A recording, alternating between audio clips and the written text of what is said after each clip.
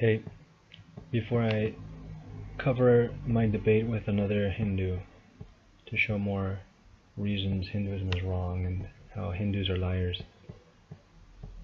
let me show you how I plan to learn some Indian languages. Let me see here.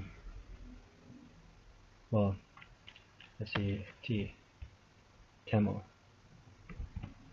See, I downloaded a program to learn Tamil and a dictionary to support the learning.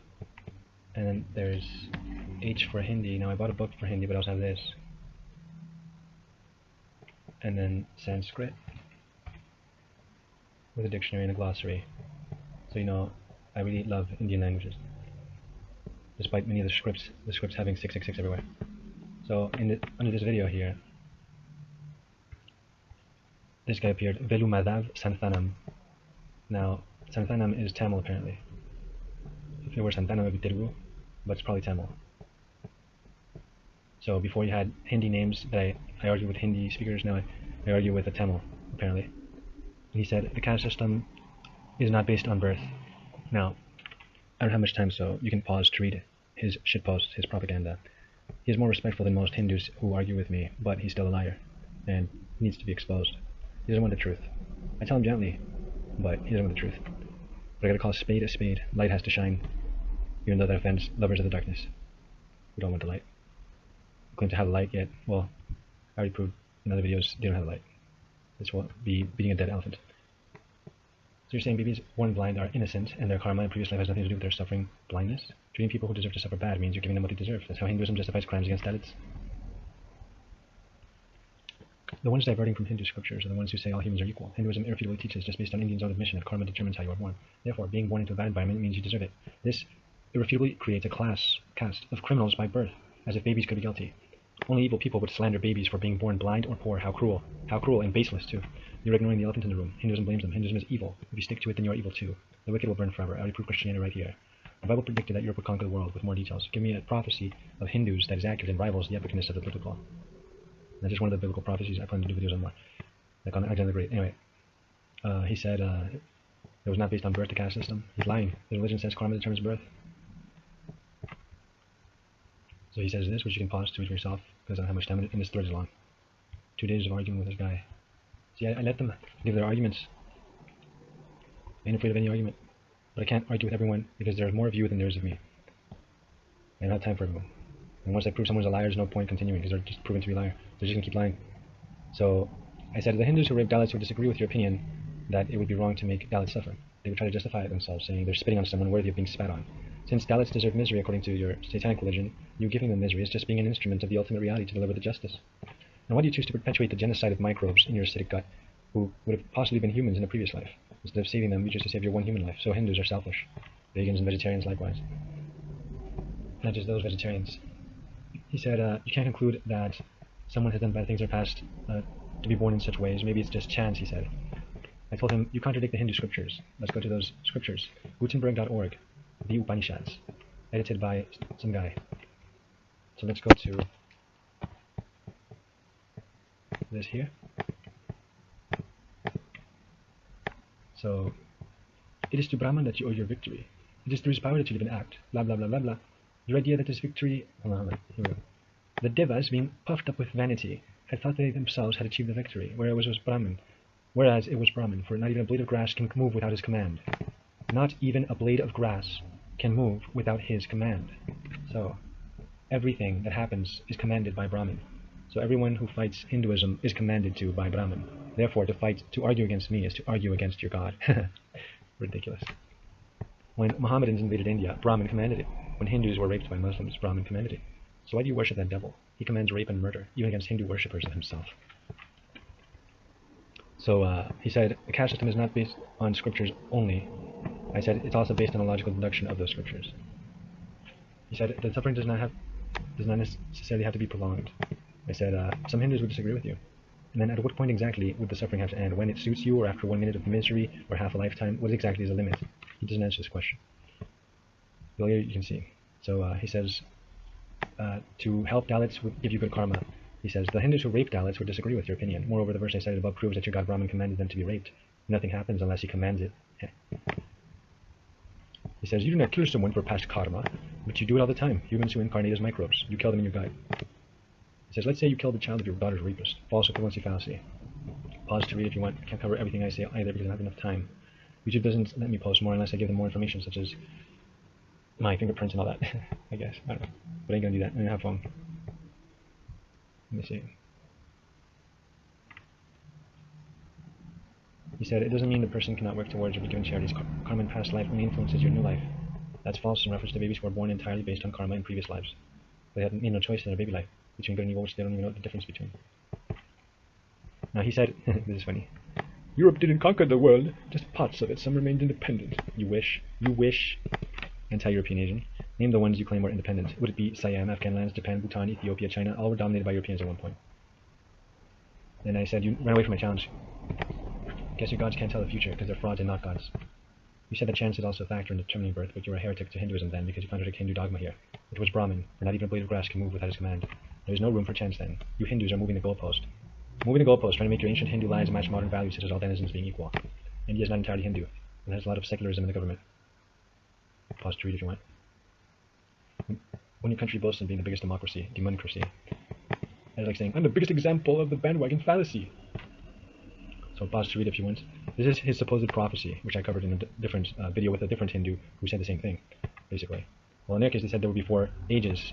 In this case, he's saying one of the ages is going to be really bad. That's so vague. Some prophecy, that is. Pathetic. So pause to read if you want. Let me go back on, in case you didn't get a chance to pause. So, where was I? Pause to read if you want. Pause to read if you want. Pause to read if you want. Pause to read if you want. So much shit. Damn. Pause to read if you want. You don't have to call it heresy. The point is there's inconsistency between you and your scriptures. You are contradicting is already covered. So you don't represent true Hindus, just fake Hindus trying to make their backwards religion fit into our time, which are actually the majority because few Hindus are consistent. Actually, all Hindus are hypocrites, except the ones who kill themselves to save microbes their stomach would burn alive. So to be a Hindu is to be a hypocrite. He's like, one should do good to others. They want you to practice what you preach and kill yourself, which I'm not suggesting you do. I don't want him to kill himself. I want him to repent. Don't get me wrong, people. Hindus want to get me wrong. They want to say that I'm racist and whatever. They wish I were evil, but I'm not. I used to be when I repent. And if I ever make a mistake again, I repent. I cannot continue. I hate lies and I hate even more if I ever lie. Now, recently a woman asked me if she looked old, and I actually did lie. I don't want to hurt her feelings, so I said, yeah, that she doesn't look old. But that was partly based on the fact that she is so lively. She looks young from how she acts. So it wasn't entirely false. But it was still a lie because, yeah, she did look old. I should have just told her, you asked for the truth, I'll tell you the truth. You look old. Sorry, but I repented. I told God, please forgive me. I lied to this woman to not hurt her feelings. Anyway. I repented, I'm back on track, I stopped lying. But they don't care. They don't care that they're liars. They continue perpetually and accumulate guilt with every breath. So, some microbes used to be humans but reincarnated due to bad karma. Such insanity. I said this to a so-called Buddhist in person when she was just as blind as you, failing to see how absurd the reincarnation doctrine is, where you might kill your reincarnated ancestors in your stomach for crying out loud. So since you don't take your religion seriously, why should anyone else? So pause if you want to read. Pause if you want to read. Wikipedia says that Kali Yuga is the present age full of conflict and sin. So the best the Hindus can come up with as a supposed prophecy in Hinduism is that there's going to be a lot of conflict and bad things in the present age. Well, they didn't even say the time that it would happen, just that it would come. So that's extremely vague. Later I plan to do a video on when Jesus comes back. Now the exact time I don't know, but there's a window in the future when he could and would and will come back. Let me see here. Since every age is full of conflict, any age can be called the age of Kali, and therefore is as powerful a prediction as the humid land will have a swarm of mosquitoes. Really? You don't say. I originally laughed when I typed that. So that's not remarkable, and therefore that is not at all divine. Your attempt to match the Bible's valid prophecy is an utter failure. Now, you claim that Nepal remained independent, only parts were conquered. Well, no. The English Wikipedia says the country was never colonized, but served as a buffer state between Imperial China and British India. The problem for you is that colonization isn't necessary for the Bible's prophecy to be fulfilled. The wording is, they shall mingle themselves with the seed of men, not, they shall colonize the seed of men. So you commit a strawman fallacy, distorting the biblical position. Not only did you miss with your pathetic prediction, but also missed your attack on the Bible's epic and perfectly accurate prediction, which proves Christianity is divine, unlike your demonic religion. Now let's look at how the British dominated the Nepalese, which proves you wrong claiming they were independent. Look at this, look at this.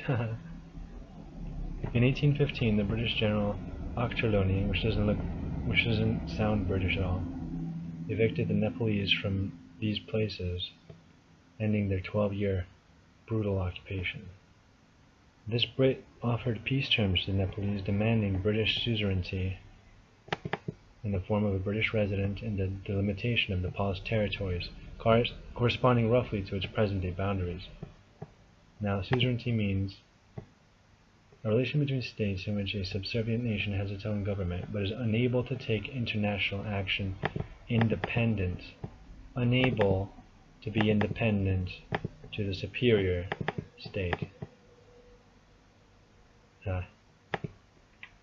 So the Brits said, "You shall be our vassals. You will serve us as our subordinate allies," or pretty much, or subordinate neutral neighbor in the form of a British resident and the delimitation of the territories. So give us some of your land and submit to our will, basically.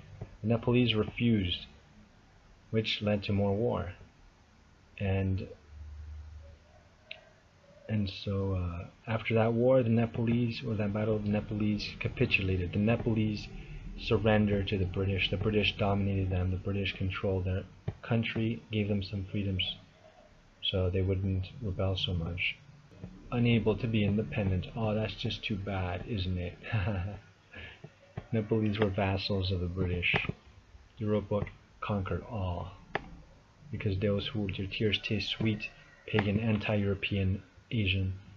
You people wish I were racist. I'm not. Your race has the same ancestors as mine. My ancestors are Asians. The other day I did a scenario where I fought Europe using Indians. It was easy to beat Europe because Asians have many more resources. For someone to say that the weak would rule the strong without precedent is an amazing true prophecy from God via his prophet, Daniel, or Daniel. You should step back and see what you are doing. You are trying to justify belief in a God who makes people murder and rape. Because not even a blade of grass can bend unless Brahman commands it. That is not a God but a devil. It's already been proven, but you are willfully blind. No one is blinder than the Hindu who refuses to see. Other than the equally blind Muslim who refuses to see, or atheist who refuses to see, or heretic who refuses to see, or Shinto or whatever.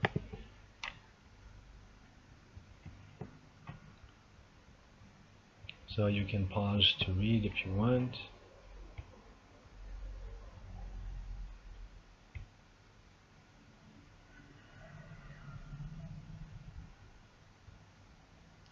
Look how he ran away from his position because I conquered that land. He said, Nepal is free from European control, but I went there and I conquered that position. So he gave that up and ran away to Japan and Korea as if they were independent. He said they had Western influence, but they remained firmly independent. How naive, how blind, how ignorant of history this Tamil guy is. And he said, can there be light without darkness? Yes, if God were to prevent choice. But God has the right to allow for choice, for love cannot be forced. This is how Christianity solves the problem of evil. God allows evil because he allows us to love, which cannot be forced. And that means the risk of no love, if we choose to not love back, or to love others, which is where evil gets a foothold, from lack of love. If God created no angels and no man, there would be no evil. There was once an eternal past without any evil whatsoever. God doesn't need us, but he created us because he wants to share his love with more, the more the merrier. So he created us in his image. Now idiots will say it's God's fault that evil exists. God gave us a conscience. So we have the instructions to do the right thing, and the command to do the right thing. So when we do wrong, it's our fault, not God's. Take responsibility for yourselves, atheists out there. So God created us in his own image, which reminds me that the Bible perfectly explains why man is unique in the cosmos. Aliens are fiction. I put on videos on how belief in aliens is retarded. What is the Hindu explanation for why man is the only philosopher among creatures? Monkeys don't worship the monkey god Hanuman or whatever that devil's name is. Only humans have religion. Only humans care about karma. And your explanation for this is?